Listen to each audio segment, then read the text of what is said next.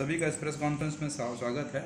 निर्वाचन आयोग के दिशा निर्देश के आलोक में यह मैंडेटरी प्रेस कॉन्फ्रेंस किया जाता है आज, जबकि 48 घंटे पूर्व मतदान समाप्त होने के सभी प्रकार के चुनाव प्रचार बंद हो जाते हैं और जिसमें 6 असेंबली कॉन्स्टिट्यूंसी में 4 बजे ये सभी जगहों पर चुनाव प्रचार बंद हो चुके हैं और अन्य 4 यानी वजीरगंज, बेलागंज, गयास टाउन और अतरी में 6 बजे के बाद ये चुनाव प्रचार बंद हो जाएंगे और उसके बाद साइलेंस जोन होता है, जिसमें भी किसी प्रकार का लाउड स्पीकर का उपयोग, किसी प्रकार का अन्य तरह का कार्यक्रम नहीं किया जा सकता है। चुनावी प्रचार या सभा नहीं किया जा सकता है।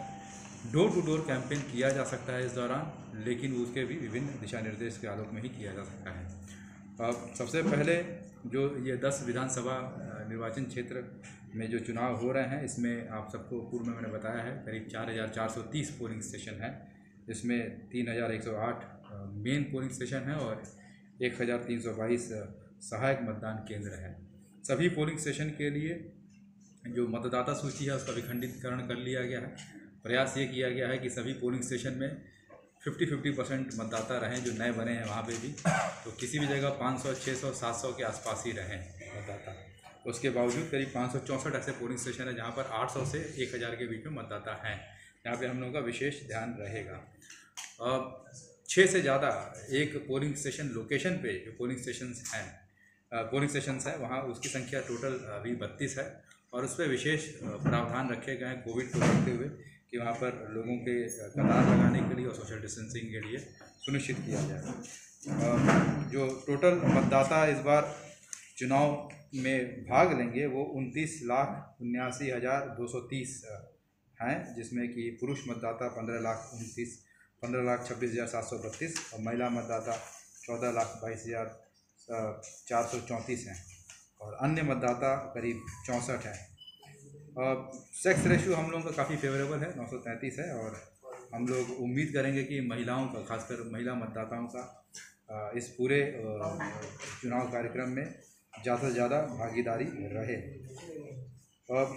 कुल इस बार काफ़ी बड़ी संख्या में मतदान पदाधिकारियों और कर्मियों को लगाया जा रहा है, क्योंकि 1.5 गुना ज़्यादा पोलिंग स्टेशन बढ़े हैं। इस वजह से करीब 20,849 मतदान कर्मियों को लगाया गया है इस बार, जिसमें कि 4,422 महिला मतदान केंद्र होंगे, जिसमें कि महिला मतदान कर्मी होंगे, सभी लोग महिला मतदान कर्मी होंगे इसमें, और मिश्रित मतदान केंद्र जिसमें कम से कम 2 महिलाएं होंगी और 2 या 1 पुरुष हो सकते हैं, वो 473 है। ये सभी शहरी क्षेत्र में होंगे या फिर ब्लॉक हेडक्वार्टर में है। 10 ऐसे भी मतदान केंद्र हैं जहां पर केवल दिव्यांग जो पोलिंग पर्सनल हैं वो रहेंगे।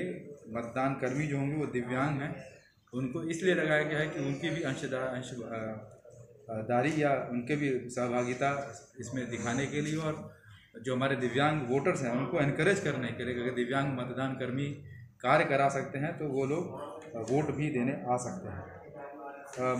करीब 295 माइक्रो ऑब्जर्वर्स को लगाया गया है और जो ऑब्जर्वर के दिशा निर्देश में काम करते हैं, खासकर जो सेंसिटिव पोलिंग स्टेशन है वहाँ पर रहते हैं, और उसमें 135 महिला माइक्रो ऑब्जर्वर हैं और 160 पुरुष माइक्रो ऑब्जर्वर हैं।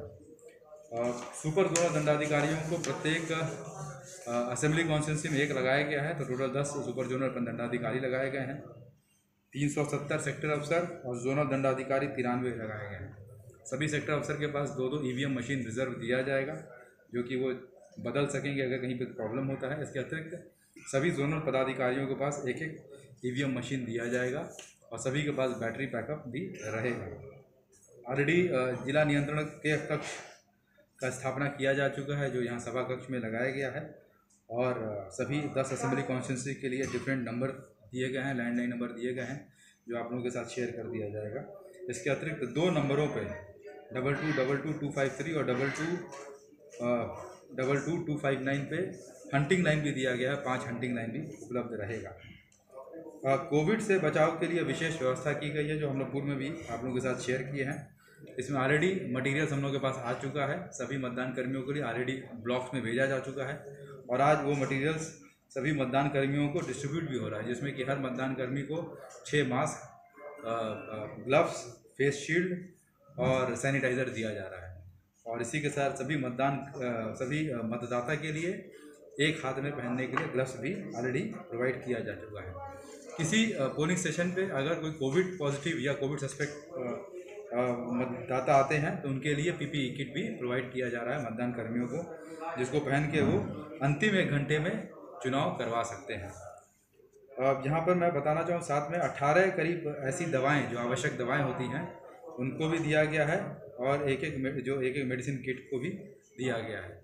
बायोमेडिकल जो वेस्ट होता है, ये सब ग्लव्स का निस्तारण होगा, मास्क का निस्तारण होगा, इसके लिए भी व्यवस्था की गई है कि किस तरह से पोलिंग स्टेशन से इसको पीएससी तक लाया जाए और पीएससी से फिर इसको यहाँ पर एनएमसीएच में जो इंसिनरेटर है वहाँ तक लाया जा सके।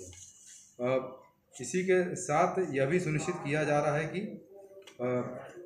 आज ही सभी पीसीसीपी जो पेट्रोलिंग कम पिकअप पार्टी होती है हमारी, जो कि ईवीएम को लेके जाते हैं, तो पीसीसीपी भी आज ही उनका मिलान किया गया है और प्रत्येक पीसीसीपी में एक मजिस्ट्रेट, एक पुलिस पदाधिकारी और सीएपीएफ के जवान रहेंगे। और ये भी आज इसको मिलान करके कल इनको ईवीएम हैंडओवर कर दिया जाएगा और इनके द्वारा ईवीएम को पोलिंग स्टेशन पे लेके जाया जाएगा। इस वर्ष कुछ चेंजेस हैं चुनाव आयोग के द्वारा, जिसमें कि मॉक पोल पहले 1 घंटे पहले शुरू किया जाता था। इस वर्ष मॉक पोल 1.5 घंटे पहले शुरू किया जाएगा। 5:30 बजे से मॉक पोल शुरू होगा और 7 बजे तक कंप्लीट होकर पोल कमेंस होगा। दूसरा चेंज है कि सभी जगहों पे जैसे 6 असेंबली कॉन्स्टिट्यूंसी में 4 बजे तक चुनाव होने हैं और 4 में 6 बजे तक होना है।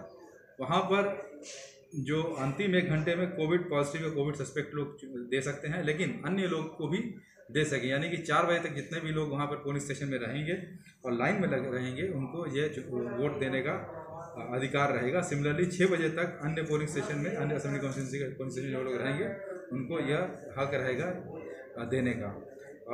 विभिन्न जो प्राथमिकियाँ दर्ज की हैं वो एसएसपी साहब को बताएंगे, लेकिन बिना अनुमति के सभा आयोजित के संबंध में टोटल अभी तक मेरे पास जो मामले हैं 3 मामले दर्ज किए गए, 1 सदर में, 2 टेकारी में और 5 में नोटिस इशू किया गया है, जिसमें कि समय दिया गया। समय के अंतर्गत अगर जवाब नहीं मिलता है तो उसमें भी प्राथमिकी दर्ज की जाएगी।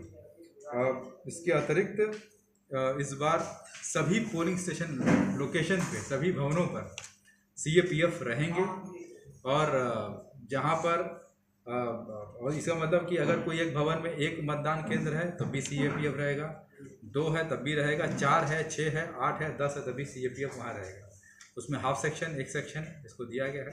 लेकिन साथ में ही यह भी सुनिश्चित किया जाएगा कि उसके अतिरिक्त भी स्टेट पुलिस फोर्स भी हमारी रहेगी प्रत्येक मतदान केंद्र पे, जहाँ पर 4 से ज़्यादा मतदान भवन है। इसका मतलब प्रत्येक मतदान केंद्र पर सीएपीएफ के साथ साथ एसपीएफ जहाँ आवश्यक होगा वहाँ वो भी रहेंगे। साथ ही में आशा और एएनएम को भी प्रतिनियुक्त किया गया है। एक वहाँ पर हेल्प डेस्क रहेगा, उस हेल्प डेस्क के माध्यम से उनके द्वारा इंफ्रारेड थर्मामीटर के माध्यम से टेम्परेचर लिया जाएगा। सैनिटाइज़र रहेगा उनके पास एवं साथ में ही ग्लव्स दिया जाएगा। साथ ही में कतार लगाने के लिए विभिन्न जगहों पर या तो होमगार्ड या तो आंगनवाड़ी सेविका, सहायिका और स्काउट एंड गाइड्स, इन लोगों का सहयोग लिया जाएगा। 11 ऐसे दस्तावेज हैं जो कि अगर किसी के पास एपिक नहीं है, फोटो आईपिक कार्ड नहीं है, कई लोग ऐसे भी फ़ोन करते हैं कि हमारा एपिक गायब हो गया है या नहीं मिल रहा है, या तो उनके लिए मैं बताना चाहूँगा आपके माध्यम से, वो सभी अपने पासपोर्ट या ड्राइविंग लाइसेंस या फ़ोटो सहित सेवा पहचान पत्र जो राज्य केंद्र सरकार के द्वारा दिया जाता है, या फ़ोटो सहित पासबुक जो बैंक के द्वारा दिया जाता है या पोस्ट ऑफिस के द्वारा दिया जाता है, पैन कार्ड जिसमें फ़ोटो होता है, श्रम मंत्रालय की विभिन्न योजनाओं में जो स्मार्ट कार्ड दिया जाता है जिसमें कि फ़ोटो होता है, मनरेगा का जॉब कार्ड जो अक्सर सभी ग्रामीण क्षेत्रों में लोगों के पास होता है, श्रम मंत्रालय की योजना का तहत स्वास्थ्य बीमा जो स्मार्ट कार्ड होता है, फ़ोटो सहित पेंशन दस्तावेज, एमपी एमएलए एमएलसी को जो आधिकारिक पहचान पत्र मिलते हैं और आधार कार्ड के बेसिस पे भी वो वोट कर सकते हैं। अगर आपके पास एपिक नहीं है, आपके पास वोटर पहचान पत्र नहीं है, तो ये 11 डॉक्यूमेंट्स के आधार पे भी आप वोट कर सकते हैं। इसी के साथ चुनाव के दौरान हर तरह की कंटीजेंसी एक्सीजेंसी से निपटने के लिए, सर्विलेंस के लिए एवं किसी तरह का कोई ऐसी घटना होती है दुर्भाग्यवश तो उसमें लोगों को रेस्क्यू किया जाए उसके लिए एक हेलीकॉप्टर तैनात किया जा रहा है। गया में ऑलरेडी आज तैनात हो गया है 2:30 बजे से, और वो भी हमेशा सर्विलेंस कल आज से ही और कल से ही ये रहेगा और 28 तारीख को भी इसका पदस्थापन गया और आसपास के जिलों के लिए गया में रहेगा। साथ ही में जो सुरक्षा बलों के द्वारा जो RDS एसपी साहब को ब्रीफ करेंगे, एडवांस एक्शन लिया गया है, कॉम्बिंग ऑपरेशन किया जा रहा है और हम लोग सुनिश्चित करेंगे कि जितने भी हमारे पास फोर्सेस हैं सभी का पूर्ण रूप से उपयोग करते हुए ये पूरा जो चुनाव प्रोसेस है, चुनाव कार्य है, उसको शांतिपूर्ण तरीके से और निष्पक्ष रूप से इसको संपादित किया जाए। दो चीज़ मैं आप लोगों के माध्यम से आह्वान करना चाहूँगा सभी गया वासियों को कि आप सभी को के लिए 5 वर्षों में ये एक बार मौका मिलता है, अपने मताधिकार का प्रयोग जरूर करें। जो चुनाव आयोग के द्वारा विभिन्न पोलिंग स्टेशन पे चाहे कोविड हो, चाहे वो दिव्यांग हो, चाहे सीनियर सिटीजन हो, उनके लिए विभिन्न व्यवस्थाएं की गई हैं। निर्भीक होकर और पूरी सुरक्षा के साथ अपने आप वोट कर सकते हैं और इसलिए आप ज़रूर अपने मतदान केंद्र तक पहुँचें। दूसरा, अगर किसी व्यक्ति को यह लगता है कि उसको अपना पोलिंग स्टेशन नहीं पता है या कहाँ है, तो उसके लिए आपके पास या तो वोटर पर्ची आपको मिली होगी। अगर किसी कारणवश आपको वोटर पर्ची नहीं मिली है तो 1950 नंबर जो है 1950 नंबर जो कि टोल फ्री नंबर है, उस पर कॉल करके अपना पोलिंग स्टेशन के बारे में डिटेल्स आप जान सकते हैं और आप जान सकते हैं कि आप कहाँ पे आपको वोट करना है।